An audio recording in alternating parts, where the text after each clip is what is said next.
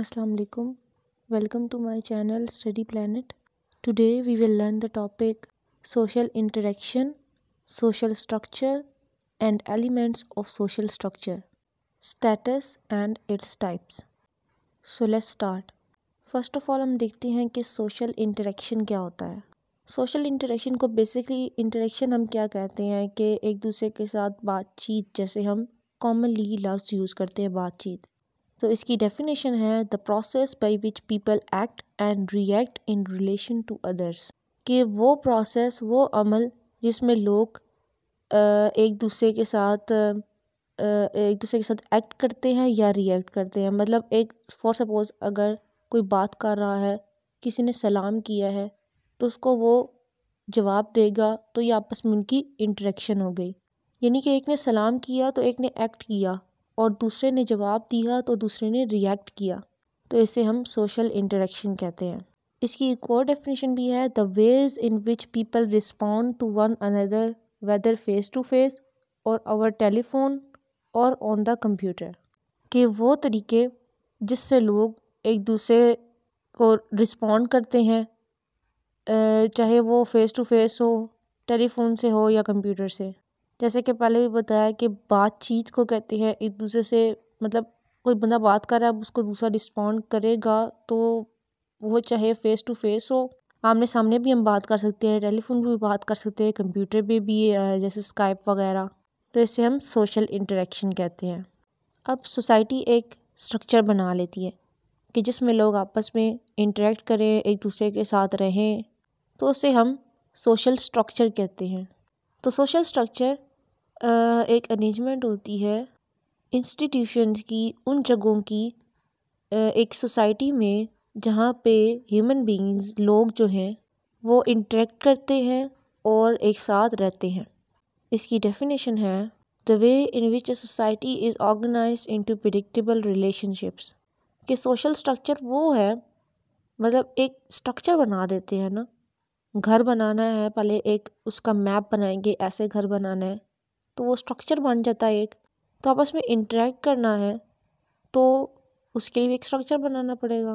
जब सोसाइटी के लोगों के बीच में आपस में रिलेशनशिप्स बनते हैं और उनको हम ऑर्गेनाइज वे में एक जगह स्टेबल वे में इकट्ठा कर लें तो उसे हम सोशल स्ट्रक्चर कहते हैं. अब आ जाते हैं कि सोशल स्ट्रक्चर के एलिमेंट्स कौन कौन से हैं. सोशल स्ट्रक्चर के एलिमेंट्स बेसिकली दो हैं, एक स्टेटस और एक रोल. लेकिन इस वीडियो में मैं आपके साथ स्टेटस को डिस्कस करूँगी. अपनी एक लास्ट वीडियो में मैंने स्टेटस और रोल का आपस में रिलेशनशिप बताया था, तो अगर आप उस वीडियो को भी देखते हैं तो आपके लिए इजी हो जाएगा इस वीडियो को समझना. उसके अलावा मैंने स्टेटस की 2 types, achieved and ascribe status की भी एक वीडियो बनाई है, उसको भी आप देख सकते हैं. उन दोनों वीडियोस का मैं लिंक डिस्क्रिप्शन में दे दूँगी, आप वहाँ से चेकआउट कर सकते हैं. तब हम देखते हैं कि first element of social structure यानी स्टेटस है क्या. स्टेटस किसी भी पर्सन की एक सोशल पोजीशन है जो किसी भी ग्रुप ऑफ पर्सन्स के दरमियान उसकी होती है. जैसे कि हम कह देते हैं कोई पोजीशन या फिर रैंक जो होती है उसे हम स्टेटस कहते हैं. अब एक पर्सन के, एक आदमी के कई सारे स्टेटसेस भी हो सकते हैं. जैसे कि एक पर्सन है, वो स्कूल में टीचिंग भी करता है, 2 बच्चों का बाप भी है और फुटबॉल टीम का फॉर सपोज कैप्टन भी है, मतलब खेल वगैरह में भी मशगूल रहता है वो, वगैरह वगैरह. तो एक साथ उसके कई सारे स्टेटसेस हो गए. यानी कि फादर का भी स्टेटस उससे मिल गया, टीचर का भी स्टेटस मिल गया और कैप्टन ऑफ फुटबॉल टीम का भी स्टेटस मिल गया. अब जैसा स्टेटस होगा किसी भी पर्सन का, उसे लोग उसी वे में बुलाएंगे. कोई अच्छे काम करेगा अच्छा स्टेटस होगा, बुरे काम करेगा बुरा स्टेटस. अगर कोई बंदा क्राइम्स करता है, जराइम करता है, तो उसे क्रिमिनल कहा जाएगा, जो कि एक अच्छा सिंबल नहीं है. और अगर कोई अच्छा काम करेगा तो उसको अच्छे नाम से बुलाया जाएगा. तो जिस पर्सन का स्टेटस होगा सोसाइटी उसे उसी तरह से बुलाएगी. जैसे कि फॉर एग्ज़ाम्पल स्टेटस की हम एक एग्ज़ाम्पल ले लेते हैं.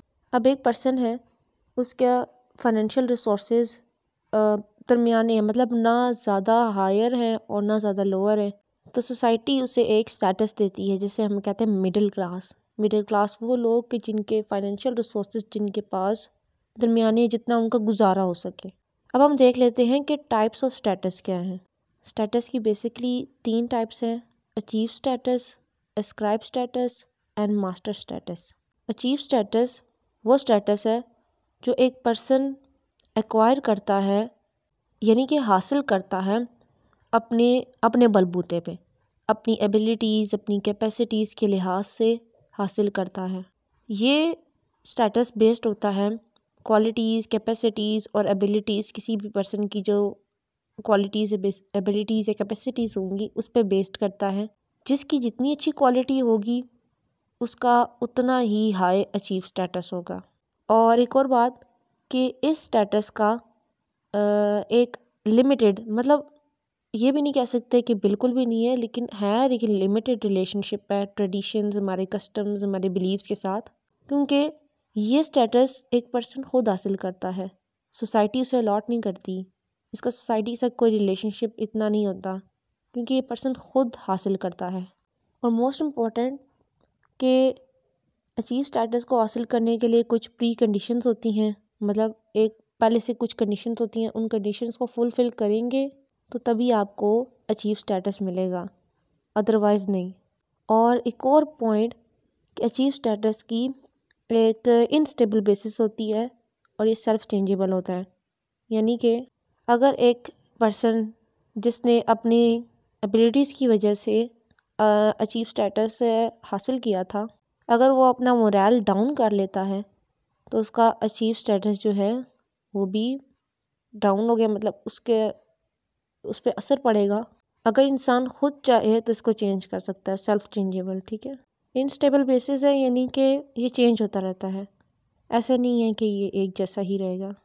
जैसे कि फॉर एग्जांपल एक बंदा था, वो एमपीए बन गया इलेक्शन की बेस पर। जब वो अपने काम को बेहतर तरीके से अंजाम देगा, अपने रोल्स परफॉर्म करेगा, तो बाद में वो एमएनए भी बन सकता है। तो ये सब इंसान अपने बलबूते पर करता है। और इम्पोर्टेंट इसकी एक एग्जांपल है कि हम जो यूनिवर्सिटी से डिग्री लेते हैं वो हम अपने बलबूते पर करते हैं, कोई हमारे लिए नहीं पेपर में लिख के आता, हम खुद मेहनत करते हैं, पेपर में लिख के आते हैं। तो इसलिए ये अचीव स्टेटस है। The next one is ascribe status.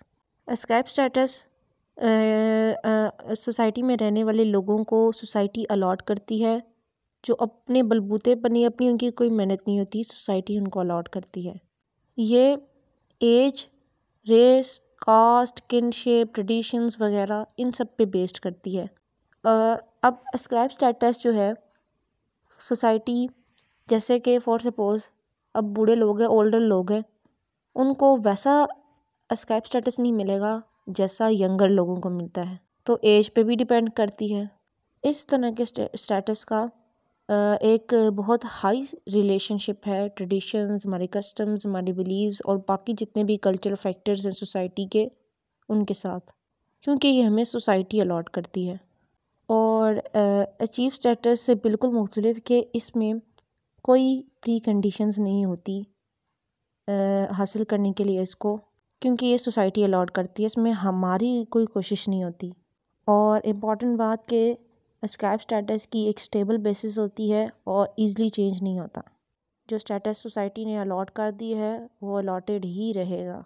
अब the last type is master status. ये टर्म मास्टर स्टेटस दी थी एवरेट ह्यूज ने 70 ईयर्स अगो, यानी 70 साल पहले दी थी। ये एक सोशल पोजीशन है सोसाइटी में किसी भी बंदे की होती है, जो उसकी प्राइमरी आइडेंटिफिकेशन होती है। प्राइमरी मतलब सबसे पहली, मतलब कि लोग सबसे पहले उसको उस स्टेटस से मानेंगे, उसके बाद किसी और से। इसको डिफ़ाइन किया जाता है कि वो स्टेटस जिसकी एक अहम इम्पॉर्टेंस है सोशल आइडेंटिटी के लिए, मतलब सोसाइटी में बंदे को कैसे आइडेंटिफाई किया जाता है। और बाज़ औक़ात ये एक पर्सन की पूरी लाइफ को जो है वो शेप करता है। जैसा स्टेटस वैसे ही लोग पुकारेंगे। और एक इम्पॉर्टेंट बात कि मास्टर स्टेटस अचीव भी हो सकता है और एस्क्राइब भी हो सकता है।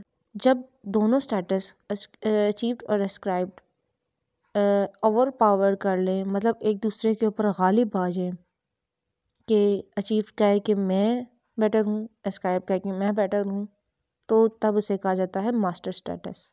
जैसे कि फॉर एग्जांपल अगर एक वुमेन है, वो कहती है कि मेरा रोल एक मदर का ज़्यादा इम्पोर्टेंट है मेरे बाकी रोल से, जैसे एक वुमेन होना या एक डॉटर होना, तो इसलिए हम इसे मास्टर स्टेटस कहते हैं। तो यहाँ पे आज का हमारा टॉपिक एंड होता है। Social interaction, social structure, elements of social structure and status. Make sure to like the video, share the video with your family and friends, give your views about the video in the comment section, and don't forget to subscribe the channel.